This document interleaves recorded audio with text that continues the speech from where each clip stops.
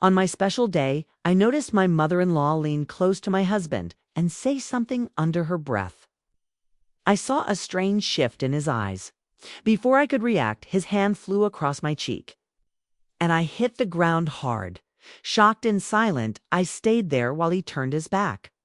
Then a slow laugh escaped my lips. That made him stop in his tracks.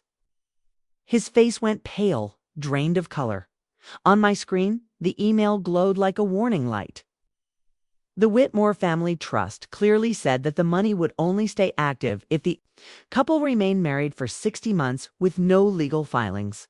My fingers shook as I sent the email to a secure folder.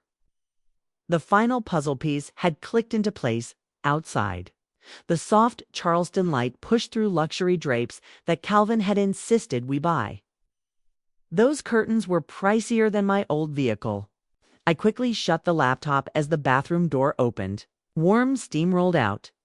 Calvin walked in with a towel around his waist. His body still looked strong at 37, but the look in his eyes had gone hollow. I'd noticed it for months. He seemed less alive. "Happy birthday, Leah," he said with a flat voice, like he was reading lines.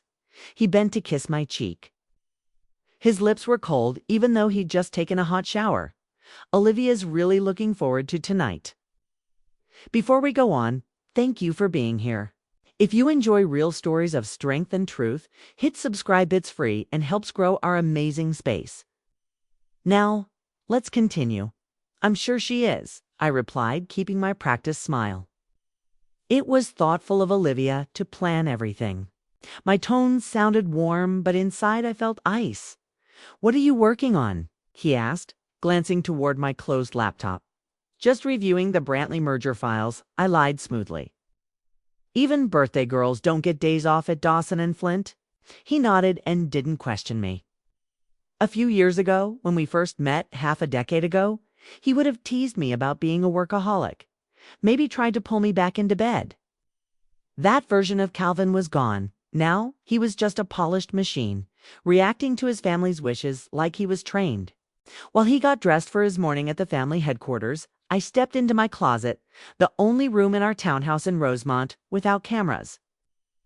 Olivia had added the security system the year before during the home remodel, a sweet safety upgrade for her dear son and daughter-in-law. Only I knew the truth about those tiny cameras. I found them during a careful check 36 months ago. I didn't disconnect them. Instead, I fooled them with recordings of boring routines whenever I needed privacy. Inside the closet, I pressed my finger to a small hidden line in the wall. A secret panel opened. Inside was a waterproof box holding hard drives, a spare laptop, and 3 prepaid phones. This was my backup, my protection. For 48 months, I had been the perfect addition to the Whitmore legacy. A top graduate. From law school, a rising star at Charleston's biggest law firm, board member of local charities, and loyal wife to Calvin Whitmore, heir to one of the oldest fortunes in the South. The social magazines adored our picture. Olivia proudly showed me off like a champion horse at every event. But behind the makeup and elegant clothes, I was building a case that could tear the Whitmore name apart. It all began with odd numbers I spotted while helping Calvin look over some reports. The finances didn't line up. I noticed links to sketchy companies overseas. Then came the weird business trips. Calvin would come back different, distant, and unsure. I noticed how Olivia's whispers changed him in seconds at every family event. I had spent years defending big companies accused of cheating the system. I knew how shady money moves looked. I also knew when someone was being mentally trained. The turning point came the day I saw Calvin staring blankly at a video sent by his cousin Gregory. That night, I bought a prepaid phone using hidden cash and started a secret investigation.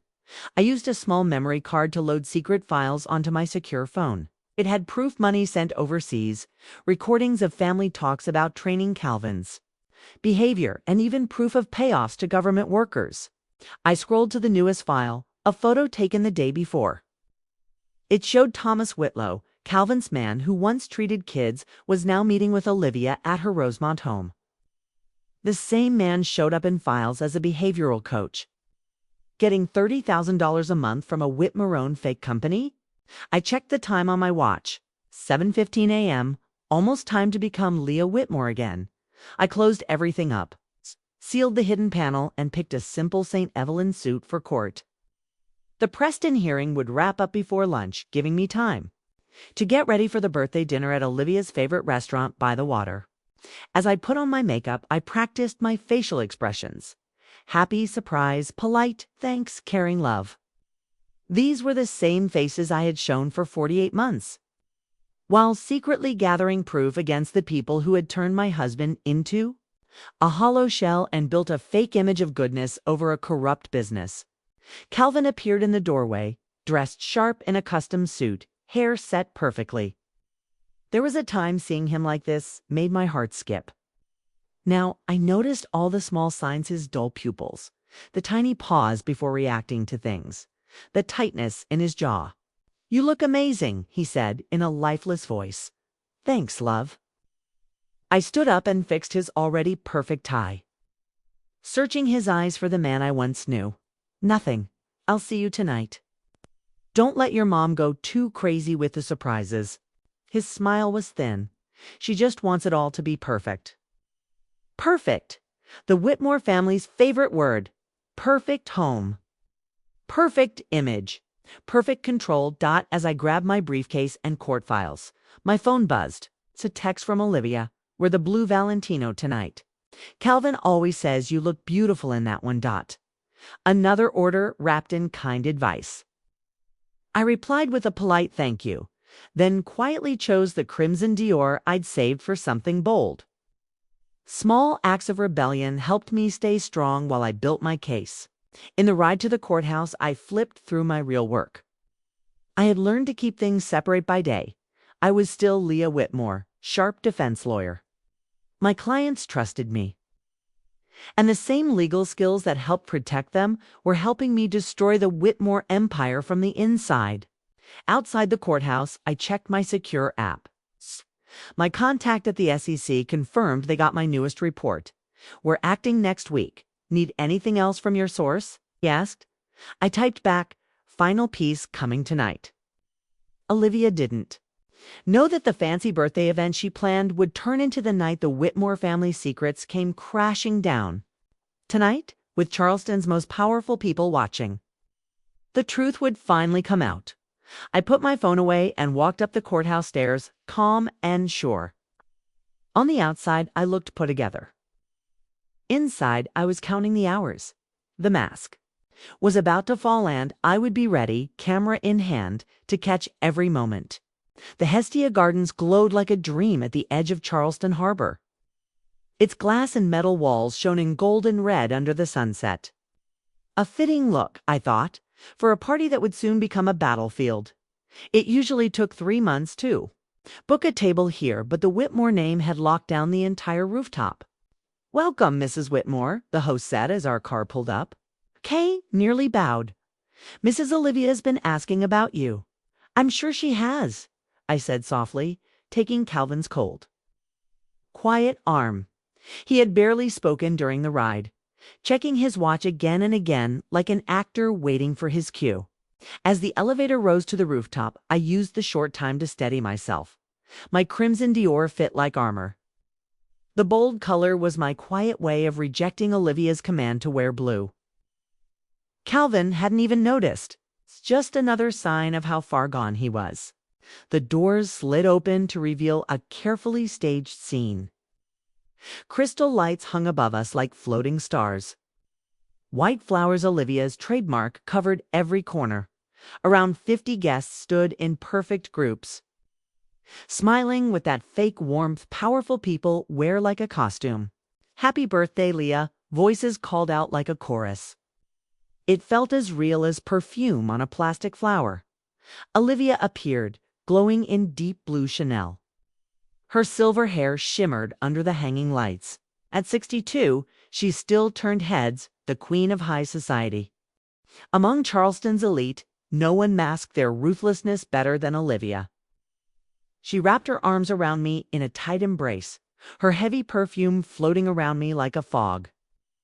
Her lips brushed my cheek as she whispered, Blue would've looked better on Calvin for the photos. I wanted to surprise everyone, I replied, matching her chilly tone with my own calm smile. Even on my birthday, she couldn't resist controlling the details. For a split second, her eyes flashed with something real, the first true emotion I'd seen from her in months. Then it vanished. She slipped her arm through mine and began walking me through the event like a prize on display. "Everyone that matters is here," she said proudly, guiding me past Charleston's most powerful, the police chief, 2 senators, a federal judge, and 3 university heads. I scanned each face, mentally comparing them to my private files of Whitmore allies. Not a single partner from Dawson and Flint was there. Not my closest law school friend. Not my old mentor. The guest list had been scrubbed clean of anyone who truly knew me. No one who might notice if something happened to the real Leah, hidden beneath the carefully crafted Whitmore identity. Champagne birthday girl.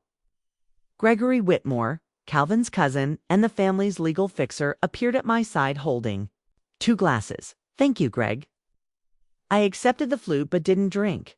"Lovely to see you," I said. "Wouldn't miss it," he replied. His Harvard-taught voice was tight with tension, his eyes drifting toward the entrance. There, tall silver-haired man in a crisp charcoal suit was being quietly guided into the room. "Excuse me," Gregory said, making his way toward him. I watched as he intercepted the man Thomas Whitlow, a so-called childhood counselor whose therapy seemed to go far beyond traditional care. In private files, his monthly payments were listed as behavioral maintenance, a line item buried deep in Whitmore financial records. A tray of appetizers gave me cover to get closer. "Timeline's running short," Gregory said, back turned. To the crowd, "The trustees won't approve another extension." "We're rushing the process," Whitlow replied in a calm, clinical tone. "Too fast and it risks instability. We don't have time. We'll move forward. The contract is very clear if he isn't fully conditioned before the payout." They both noticed me approaching. Smoothly, they shifted to polite smiles. Whitlow gave a brief handshake, his eyes scanning me like a subject in a lab. Double quotes, "Mrs. Whitmore, happy birthday," he said. "You look radiant." "Thank you, Dr. Whitlow. Calvin mentioned you might be coming," I lied.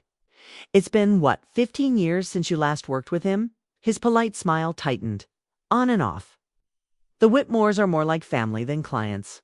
"How lucky for everyone," I said sweetly, noting how his pupils expanded slightly. He was nervous. Good. For the next hour, I mingled, keeping up my public role while quietly observing every interaction in the room. Olivia remained at the center of attention. Her laughter just a little too loud, her gaze often flicking to me, as if checking an experiment. Calvin drifted through the crowd like someone half asleep, repeating polite lines on autopilot. Twice, I saw Whitlow watching us, tapping quiet notes into his phone. "Wonderful turnout," said Judge Halbrook, one of the Whitmore family's longtime backers. "Olivia sure knows how to host," I replied, keeping my tone light. "I was surprised not to see any of your law colleagues," he added. "Exclusive guest list," I said with a tight smile. He chuckled. "Olivia was very clear she wanted this. Intimate." By intimate, he means controlled, I thought. A chill crawled down my back. This whole event had been locked down. If something happened to me tonight, no one here would question it. They'd all protect the Whitmore's. Dinner followed. Olivia directed the seating like a general planning an attack. Calvin on my right, her at the head, and Whitlow seated straight.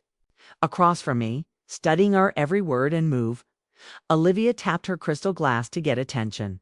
"Before we eat," she said, standing with full command of the room, "a toast to my beloved daughter-in-law." She paused dramatically.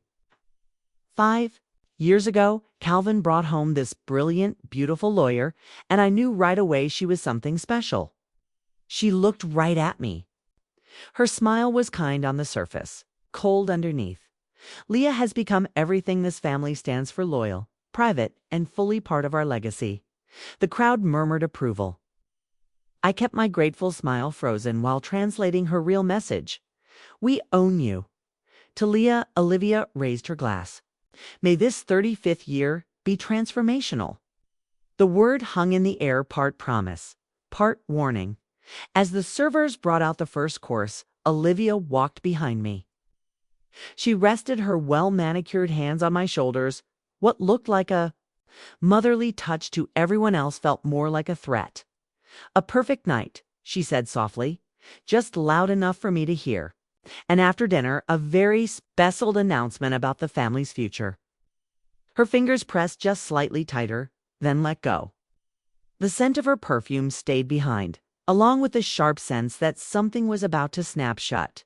I looked over at Calvin, whose eyes were locked on his water glass. His fingers tapped a pattern I had recorded in my private notes many times. Behavior he always showed after a private talk with Olivia. Whatever plan they had for tonight, ... It was moving faster now. The gift ceremony would start after dinner. That was the moment Olivia had chosen to spring her surprise. Whatever plan Olivia had carefully designed for this night.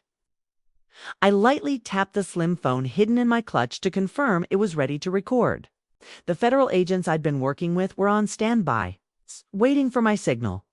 The first course arrived. Oysters laid out in a perfect ring. From the head of the table, Olivia raised her glass toward me in a silent toast. I smiled politely, lifting my untouched champagne glass in return. Let the show begin. Once the main dishes were cleared, a quiet hush fell across the room. Olivia gave a small nod to the staff. They rolled in a polished marble table filled with perfectly wrapped boxes. All part of the performance.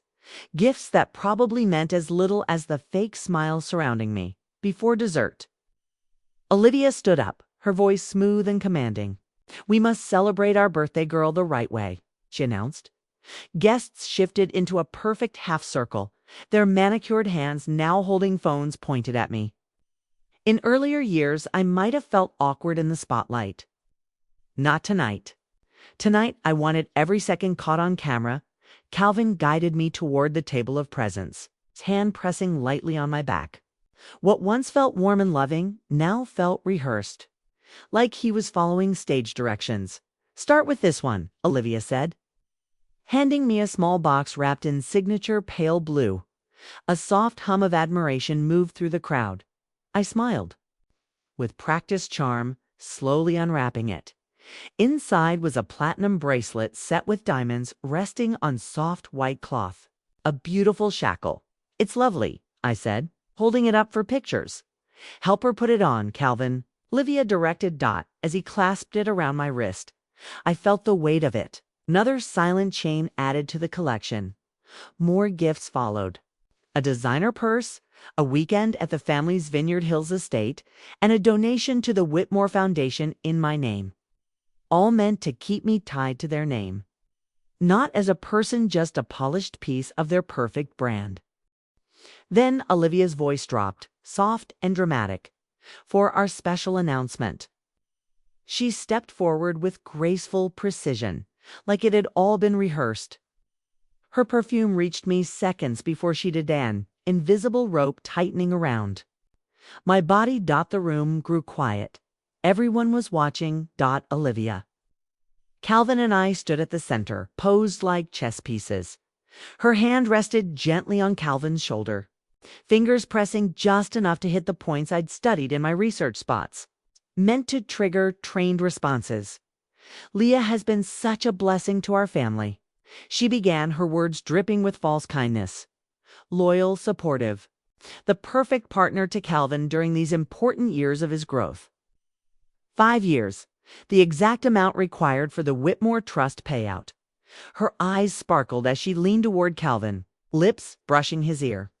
I moved my hand slightly and tapped. "Record, remember your role," she whispered. "Protect what belongs to us." It all played out in slow motion. Calvin's pupils shrank into tiny dots. His jaw dropped for a second, then snapped shut. His left hand went still. "And then you've betrayed us," he said. The words came out cold and empty, like a robot. Reading a script, the whole rooftop fell silent. Olivia stepped back, a proud glint in her eyes. She had trained him well. "What are you talking about, Calvin?" I asked, my voice calm despite the adrenaline racing through me. "We know about your secret dealings," he said, each word perfectly spaced. "The files, the contacts at the commission." Gasps echoed around the terrace, exactly as I'd expected. Olivia wanted this crowd, her hand-picked audience, to witness my supposed betrayal. She wanted a story in place before the real case exploded into public view. But what I didn't fully expect came next. Calvin's arm moved fast. The slap rang out like a gunshot, bouncing off the glass walls. Silence. I staggered sideways into the marble table. My lips split open. I could taste metal. I fell, my cheek pressed to the cool floor. My face burned where his hand had landed. For 3 long seconds, no one moved. Charleston's elite stood frozen, watching the mask slip off the Whitmore brand. Olivia stepped forward, clearly about to turn this into a pity story. Poor Calvin, broken by a wife who had turned against him. But something happened she hadn't planned. I laughed. It started as a small sound, rising from my bloodied mouth. Then it grew louder. A sharp, clear laugh that echoed across the stunned rooftop. I pushed myself upright.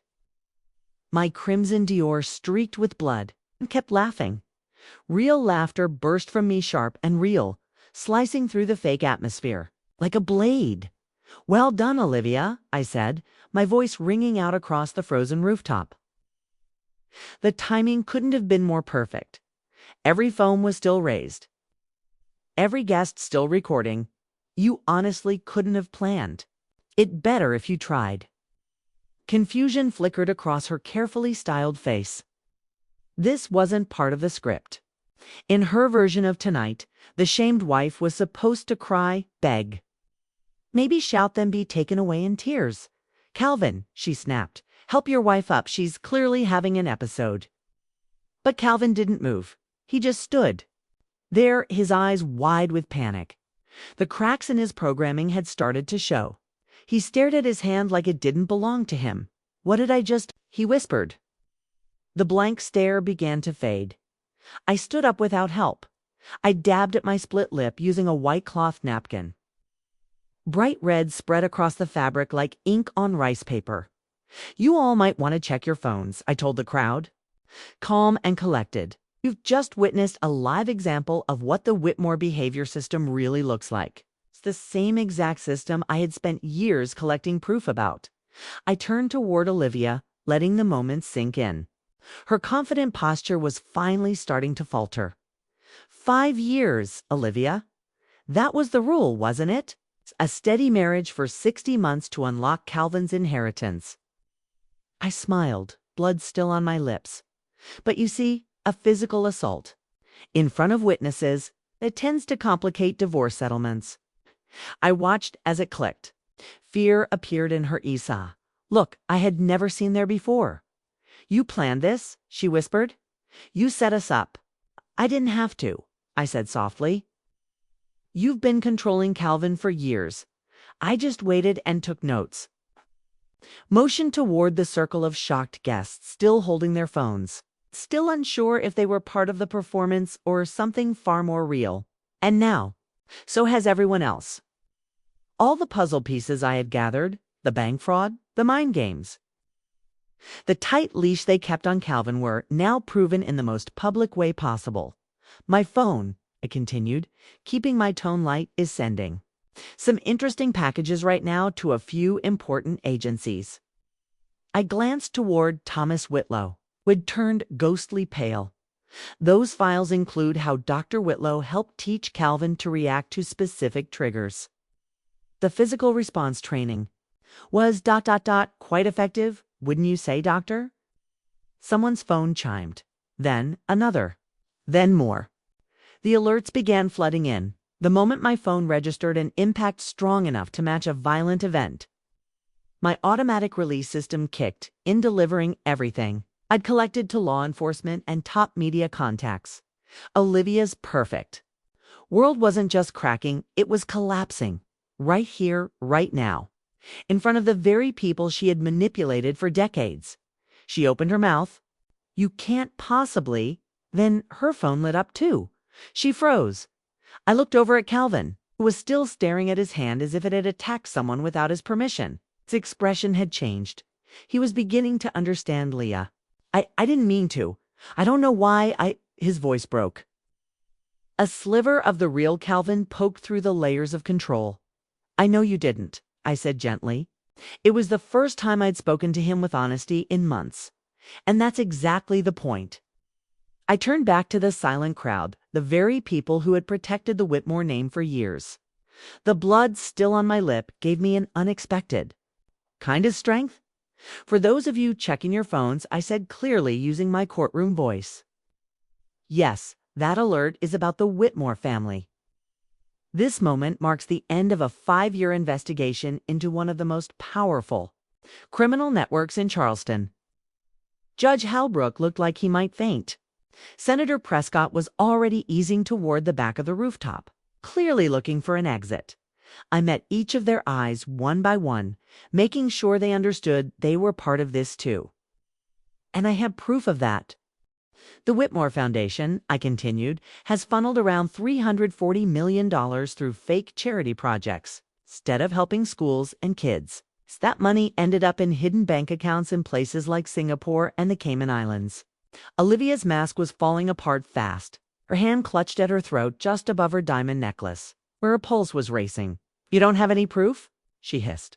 But her eyes slid toward Dr. Whitlow, who had started inching toward the back, quietly trying to disappear.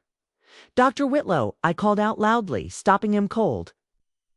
"Maybe you'd like to explain what Project Sentinel is to everyone here?" "The behavior control program," I said slowly. "The one you've used on Calvin since he was 12, built to make sure he followed every single family command." Dr. Whitlow froze, his professional calm disappearing fast as about 50 people turned their eyes on him. "That's private therapy information," he muttered, hiding behind clinical words. "Therapy," I repeated, raising an eyebrow. "Yes. That what you call teaching a child to obey verbal and physical triggers, forcing responses that bypass his own mind." I nodded toward Calvin, who had sunk into a chair, his face buried in his hands. "Would you like to explain the $30,000 a month payments listed as behavioral maintenance in the Whitmore ledgers?" Turned to the silent crowd and stepped fully into courtroom mode. The same voice that once $1 million cases was now turning their full attention on me. The files now sent to the FBI, the SEC, and the Charleston Times include over 2,000 documents. Inside you'll find financial crimes, tax cheating, illegal trades, and worst of all, how they mentally controlled Calvin Whitmore to protect family money. Gregory Whitmore stepped forward, trying to sound firm. "These are wild claims made by a bitter woman. If there was any truth, the Eastbridge deal I cut in made headlines last year. Insider trading based on threats made to an officer from the Exchange Commission. I've included messages, payments to fake firms, and the matching stock trades." Gregory's fake confidence cracked as I listed the details and the donation. "To Charleston Children's Hospital last year. It's the one every paper praised." I raised my chin. 87% of that money was funneled through fake charities and ended up in Olivia's private account in Zurich. I locked eyes with her. Account number 89477. 21334412. Under the name Helen Moranger, mother's maiden name. Silence. Real heavy silence. Phones were now lighting up everywhere. Not just with alerts, but with people fact-checking. Every word. Olivia, ever the master manipulator, tried one more trick. "Leah has been under a lot of stress lately," she said, her voice soft and concerned. "We've been worried about her emotional well-being. Shall we talk about the spy cameras installed in the house during last year's renovation?" I asked flatly. "Or the pills slipped into my evening tea?" I've had the drug levels in my blood tested for months. A wave of discomfort rippled through the crowd. Many of the women in this room had experienced the same tactics: gaslighting, control, hidden manipulation. I looked back at Dr. Whitlow, who stood completely still. Dr. Whitlow has a decision to make tonight, I said clearly. The federal teams now reviewing the evidence will be especially interested in his records. I paused for effect. However, I'm willing to suggest full immunity. If he gives honest testimony about what was done and who signed off on it. His eyes widened. A lifeline offered just before the ship sank. And that goes for anyone here, I added, sweeping my gaze across the room. If you speak up now, willingly, you'll be treated very differently than if you wait for a court order. The split in the Whitmore network was happening faster than I imagined. Small groups were already forming. Conversations were turning cautious. Loyalties were moving like sliding earth.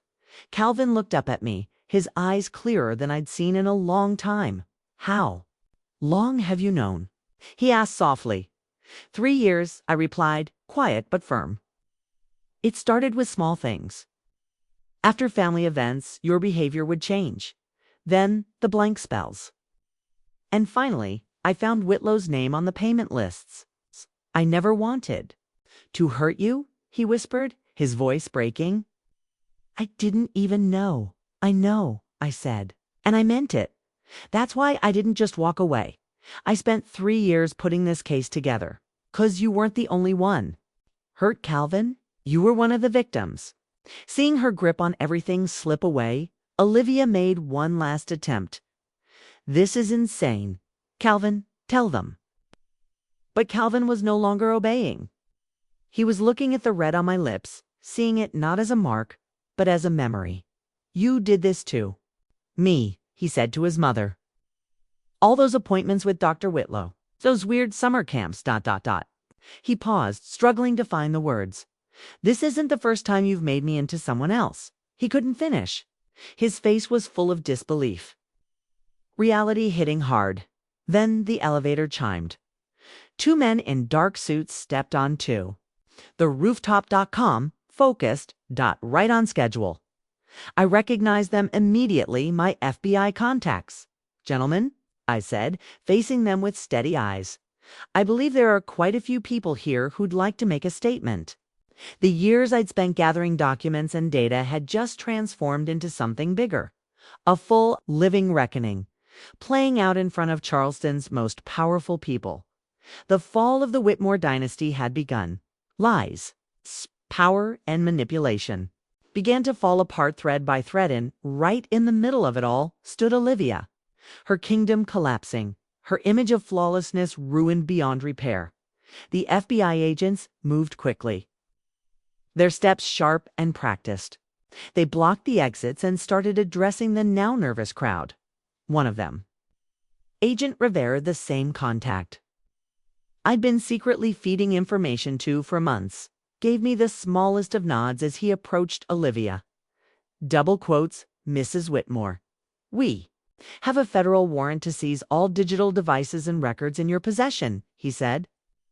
His voice calm but firm as he held up the paperwork.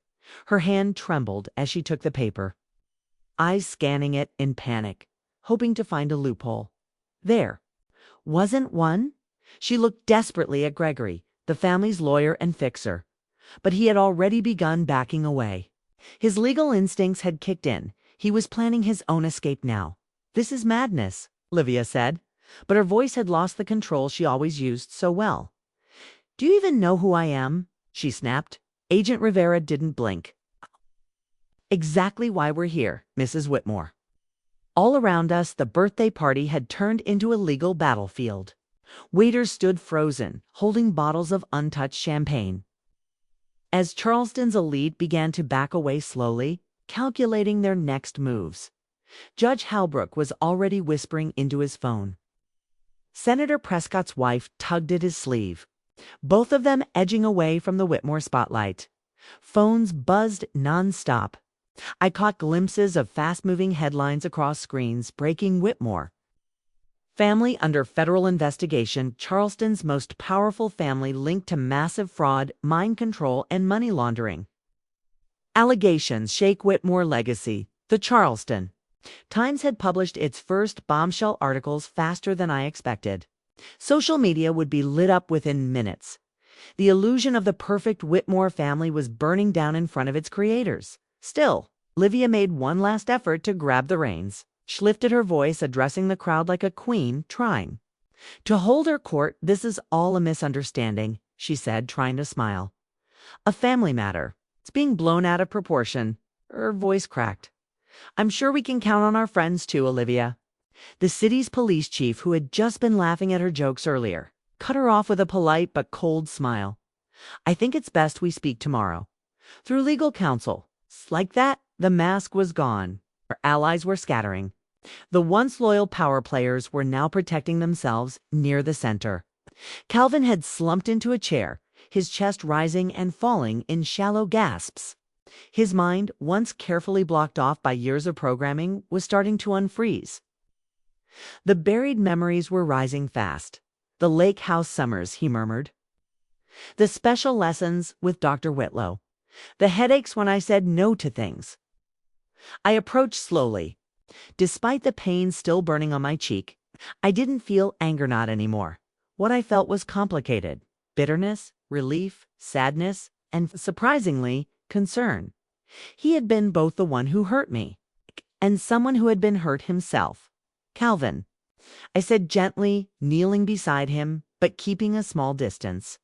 "What you're feeling, it's part of the programming breaking. It's going to feel overwhelming." He looked up, and for the first time in years, his eyes were clear.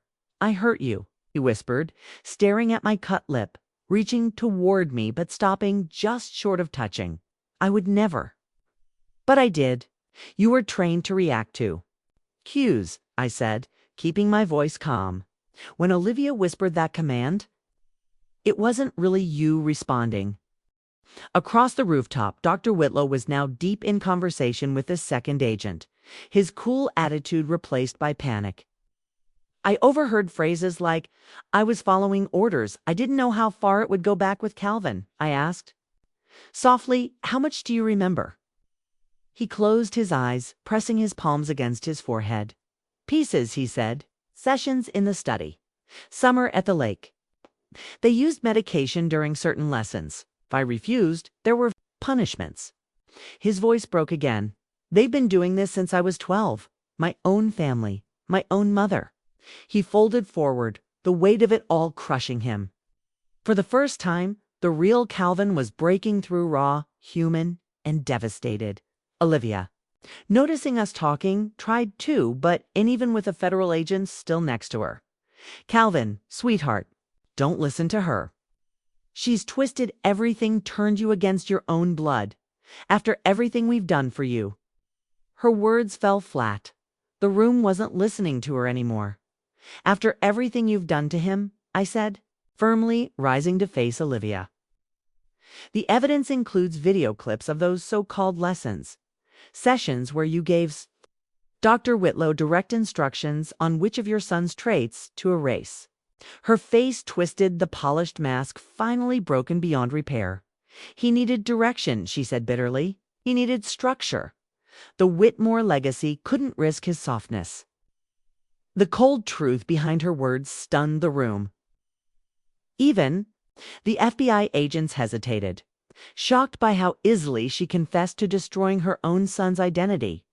Calvin stood slowly, wobbling, his body at war with itself, years of control struggling against a wave of real clarity. "My weakness," he said quietly, voice growing stronger with each word, "was wanting my own life. To study literature instead of banking. To marry someone I loved, not someone picked for business reasons." Then his eyes met mine. "Was any of it real?" he asked. "Or was I just acting out another script?"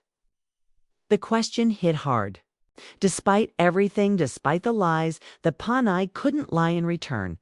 "The beginning was real," I said honestly, "before they tightened their grip on you. That's why I stayed. I saw parts of who you really were. And that was enough to know you were a victim too." Red and blue lights flashed off the nearby water as more federal teams arrived. Agents, analysts, evidence collectors. The collapse of the Whitmore empire was moving fast. Olivia stood rigid as she was formally read her rights. Her head was held high, but the ground beneath her had vanished. She was no longer untouchable. Gregory was already negotiating. Lawyer instincts had kicked in, self-preservation over blood ties. Dr. Whitlow sat on a bench nearby, scribbling pages of notes, likely his statement. Once so clinical, now visibly shaken. His eyes flicked to Calvin, perhaps with guilt. Perhaps not. I stood still. I had reached a turning point. The revenge I came for was finished. The proof I'd spent years gathering was out. Every financial scheme, every manipulation, every secret. I could walk away now, leave Calvin in the rubble of his broken world. But I saw something in him, a shadow of what I'd once been. Someone holding it together while living a lie. I had hidden behind a perfect mask for 5 years, chasing justice in secret. And like him, I'd been shaped by this twisted family. I can help you, I said quietly, surprising myself. Understand what they did. I've logged all their methods, the cues, the reactions. It might help you sort through it all. He looked up, torn between shame and a flicker of hope. After what I did to you, why would you help me? I touched my sore lip. The pain reminded me this wasn't forgiveness, was clarity. Because unlike your family, I replied, I know the difference between the puppets and the ones pulling the strings. Round us, the Whitmore dynasty continued to fall. Their decades of power exposed by sunlight, cameras, and subpoenas. 6 months later, I sat in a federal courtroom. Olivia Whitmore entered the room in handcuffs. Gone were her designer heels and flawless hair. Now she wore a plain prison jumpsuit. Yet she still held her chin up, refusing to meet the eyes of the people who'd come to watch her fall. The benches were packed, journalists, business partners, and most importantly, people hurt by the Whitmore family. Some were ones I'd tracked down through bank trails. Others had come forward after the reports broke. Each of them carried stories of manipulation, coercion, and destruction. All rise, called the bailiff, as Judge Matsuda entered. Not Judge Halbrook. He had stepped aside after my birthday revelation and was now being investigated himself for questionable court decisions tied to Whitmore cases. The trial moved with the calm pace of true justice. The prosecutors walked the jury through evidence pulled from my files, now expanded by months of digging. Bank records, voice memos, psychiatric reviews, page after page of undeniable proof. Olivia's defense team, mostly gone. Gregory Whitmore had flipped quickly, giving up everything to save himself. The big-name lawyers the family once hired had slowly vanished one by one as they realized how deep the rot went. Now Olivia sat beside a court-appointed lawyer who looked swamped and stunned by the scale of the case. During a break, Mara Chen, one of the federal accountants working the case, approached me in the hallway. We've traced over $480 million in stolen or misused funds, she whispered. Your first numbers were low. I nodded. I wasn't surprised. And the trust? I asked. That's the big twist, she said. The original trust written by Calvin's grandfather had buried clauses, ethics rules that the family had hidden. The court may redirect the assets under those original terms toward repaying victims. The final stage of justice didn't just bring punishment, it brought healing. What had once been the Whitmore fortune, built on silence, power, and manipulation, was now being repurposed for the very people it had broken. That shift away from control toward restoration was the validation I hadn't known I needed. Each afternoon outside the courthouse, spoke with former staff, distant relatives, and once loyal partners, all discarded when they questioned Olivia's grip. They filled in the missing pieces. The pattern of emotional dominance and coercion stretched back much further than I had ever imagined. One of the most unexpected allies was Angela Whitmore, Calvin's cousin, cast out at 19 for resisting the career path Olivia tried. To impose her knowledge of the family's inner world helped prosecutors map out a long-standing structure of mental conditioning. They shaped all of us differently. She told me during one of our planning meetings. But Calvin, he got the worst of it. After his father died, he became everything to her, everything she wanted to control. Dr. Whitlow's testimony sealed the case. In return for protection, he gave up everything: records, names, schedules, trigger maps. His clinical reports were chilling in detail. There was no doubt anymore. Calvin's trauma wasn't accidental. It had been engineered. Calvin wasn't at the trial. He had entered treatment at a specialized center, one of the few equipped to untangle long-term mental programming. His legal position remained complex, both damaged by the system and used as its tool. The slap that had broken everything open was no longer viewed as a single act of violence, but part of a long chain of responses manufactured by others. I saw him once a month. Always brief, always focused on helping him rebuild, not on reliving what had been lost. The man, now learning who he was under the layers of influence, was cautious, kind, and constantly unsure. "I don't even know my favorite food," he confessed one day as we sat in the center's garden. Spring was just beginning. To return, or if I actually liked the clothes I wore, or if I was taught to. "That's progress," I said. "Asking the question means the script isn't running anymore." He smiled, genuinely this time, not the curated grin I remembered from our marriage. "You never stopped asking, did you?" he asked. "No," I said. "It's who I am. Maybe that's why it didn't work on me." We both left the rest unsaid. What the future held for us, or whether anything real from our past could be rebuilt. The truth was, we didn't know, and maybe we didn't need to. My own life had shifted completely. I'd left Dawson and Flint, unable to defend corporate giants now that I'd seen the weaponization of power up close. Instead, I started something new: the Cognitive Liberty Legal Foundation, dedicated to defending those targeted by psychological control, coercion, or exploitative contracts.